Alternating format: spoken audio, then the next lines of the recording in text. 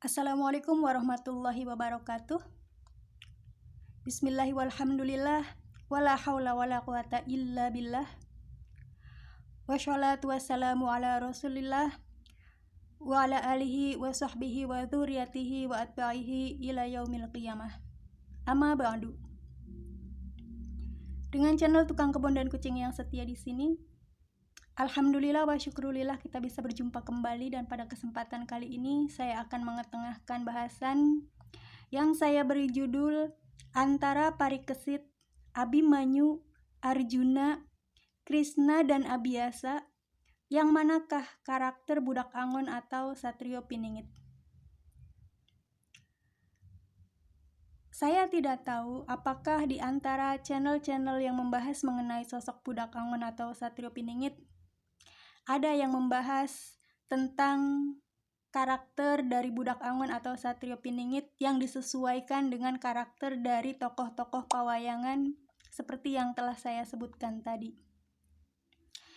Akan tetapi dari beberapa literatur yang pernah saya baca dulu, ada sebagian dari literatur tersebut dan cukup banyak yang membahas tentang budak angon atau Satrio Piningit disamakan dengan tokoh dari dunia pawayangan, terutama adalah tokoh-tokoh yang terlibat di dalam perang Baratayuda sehingga akhir dari perang Baratayuda, dan termasuk di dalamnya keturunan dari orang-orang yang terlibat tersebut.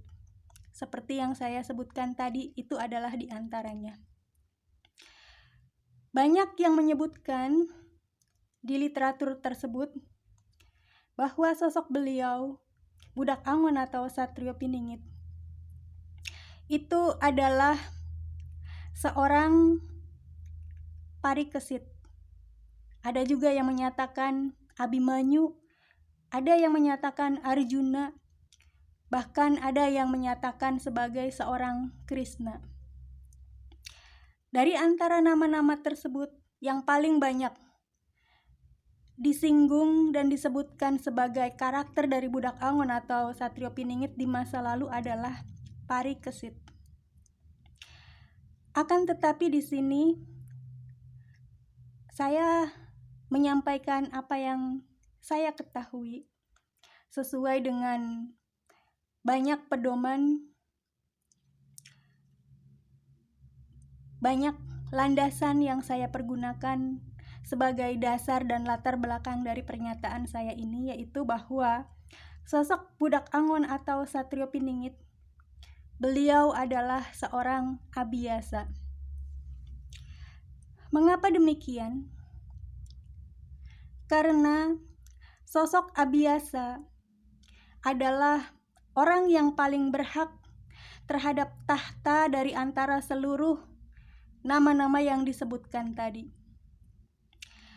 Beliau, seperti dulu pernah saya singgung tentang silsilah goib dari budak angon atau Satrio Piningit, adalah sosok keturunan dari beliau Batara Guru atau Sang Dewa Siwa, yang lahir dari rahim seorang Ratu Amisan atau Dewi Setyawati,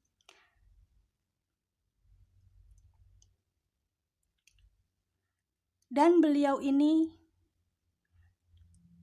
merupakan kunci yang paling penting dari kisah terjadinya perang Baratayuda, terutama adalah karena beliau adalah orang yang mencatat dan mendokumentasikan perang tersebut, menceritakannya kembali sehingga kisah dari perang itu sampai kepada kita hingga saat ini.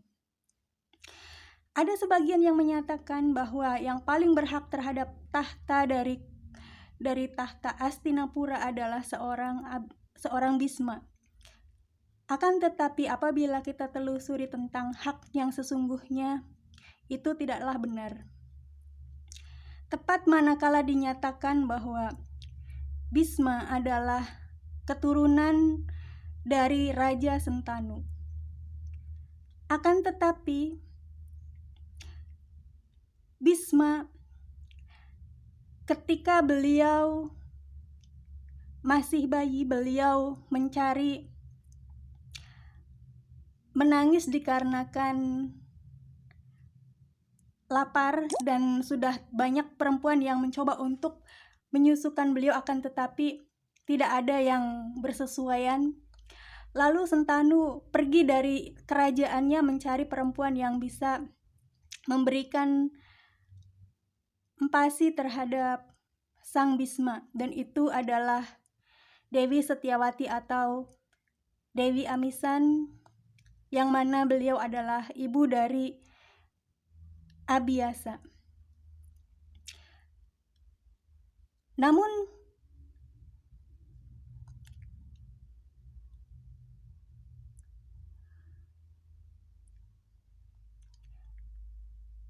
satu hal yang harus kita garis bawahi adalah bahwa Prabu Sentanu meninggalkan kerajaannya dan sampai kepada wilayah yang itu bukan wilayah kerajaannya. Disinilah yang harus menjadi titik tolak, bahwa seakan-akan Sentanu mencari kerajaan baru, dan artinya di kerajaan baru itu sudah ada seorang putra mahkota yang itu adalah Abiyasa. Selain dikarenakan hal tadi, mengapa saya menyatakan bahwa sosok Budak Angon atau Satrio Piningit adalah Abiyasa? Dikarenakan karakter beliau murni juga karakter seorang pertapa, suka menyendiri, seseorang yang tidak menghendaki kepada harta tahta maupun wanita atau pria jika beliau adalah perempuan, atau kita singkat saja harta tahta dan juga asmara. Beliau juga memiliki karakter-karakter lain yang lebih tepat dan lebih bersesuaian dengan karakter dari Abiyasa. Juga selain itu, ada hal lain mengapa beliau adalah seorang Abiyasa. Karena Abiyasa berasal dari wilayah utara dan ibunya adalah seseorang yang terlahir